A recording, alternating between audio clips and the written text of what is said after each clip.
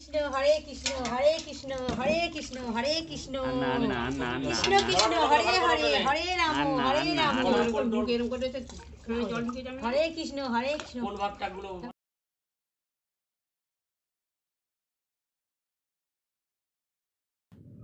High বন্ধুরা, good morning. তোমরা সবাই কেমন আছো? তো এখন বাজে 10:30 আর আমি চলে এসেছি তোমাদের সাথে আজকে শেয়ার করব মেয়েকে কিভাবে স্নান করায় ও কীভাবে তেল মাখায়। তো তোমরা অনেকেই আমাকে কোশ্চেন করেছো যে দিদিভাই মেয়েকে কিভাবে স্নান করাও ও কিভাবে তেল মাখাও। তো আমি এই যে তেলটাকে তোমাদেরকে দেখালাম, এই তেলটা দিয়ে রেগুলার আমি মাসাজ করি। আর আজকে রোদটা বেশ কড়া পড়েছে আর এখন বাজে 10:30। ওই 10:30 11টার মধ্যে আমি মেয়েকে স্নান করাই।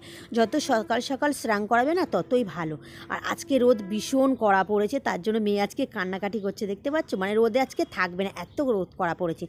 আর মেয়েকে আমি রেগুলার কিন্তু রোদে দিই, যেহেতু আমার মেয়ের প্রথম না মানে হওয়া থেকে জন্ডিস হয়েছিল, তার জন্য ডক্টর আমাকে বলে দিয়েছিল যে একটু রোদে দিতে, তার জন্য। আর বাঁ পাটা একদম ফুলে ঢোল হয়ে গেছে, যেহেতু ইঞ্জেকশন দিয়েছে না। ডান পা ডান হাত কিছু হয়নি, কিন্তু বাঁ পা একদম ফুলে আলু হয়ে গেছে আর পুরো লাল হয়ে গেছে, জানো তো।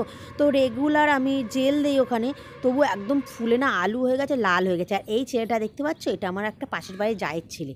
ও রেগুলার বোনকে দেখতে আসে, আর বোনকে খুব ভালোবাসে, রেগুলার আসবে বোনকে দেখতে, মানে একদিন না আসলেও থাকতে পারে না। আর এই বোনকে আসবে, একটু বোনের গালে হাত দেবে। আর এইবার মা চলে এসছে স্নান করাবে, আর আমি ঠান্ডা জল আর একটু গিজারের জল দুটো মিক্সড করে নিয়ে স্নান করাই, যেহেতু শীতকালে না জল না গরম হতে চায় না, জানো তো। আর বাবা দেখতে পাচ্ছ নিয়ে একটু, বাবা রেগুলার মানে মাসাজ করে দিয়ে মেয়েকে বাবা একটু নিয়ে বসে থাকে। বাবা মেয়েকে খুবই ভালোবাসে কিন্তু। আর এখানে চলে এসেছি, আর মানে মেয়ে তো দেখতে পাচ্ছ, আমার মেয়ে স্নান করাবে, চুপ করে বসে থাকবে, উঠবে না। আর এই ধামা থেকে তুলে নিলেই কাঁদবে। আর কীভাবে আমার মেয়েটা বসে আছে দেখতে পাচ্ছ বন্ধুরা।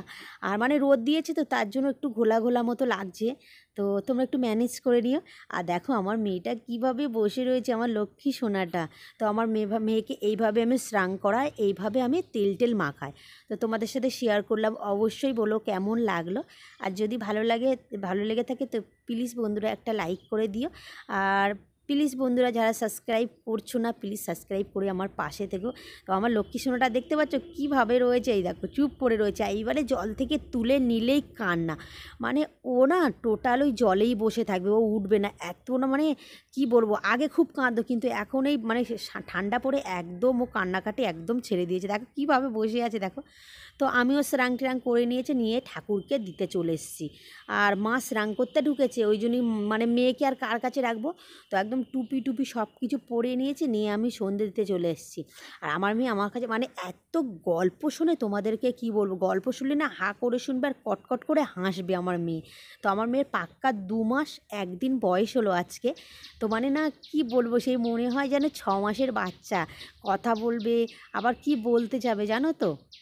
তো আমি সন্ধে দিতে এসেছি, আজকে ভাবলাম মেয়েকেও একটু নিয়ে যায়, তাই মেয়েকে নিয়ে এসেছি সন্ধে দিতে।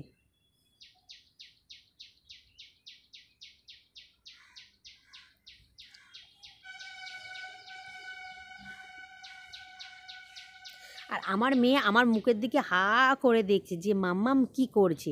আমি শাঁখ বাজাচ্ছি তো ও আমার দিকে এক টানা প্যাট প্যাট করে তাকিয়ে রয়েছে।